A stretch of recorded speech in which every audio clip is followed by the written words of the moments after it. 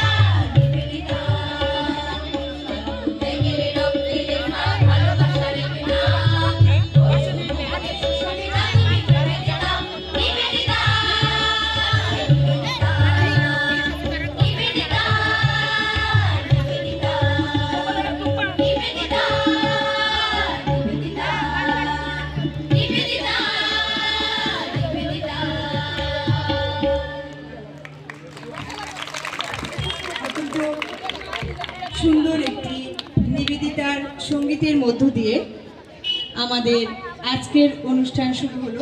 আমরা এর মধ্যে পেয়ে গেছি আমাদের বিশেষ অতিথি সাব ডিভিশনাল ম্যাজিস্ট্রেট শ্রদ্ধেয় শ্রী ত্রিদীপ সরকার মহোদয়।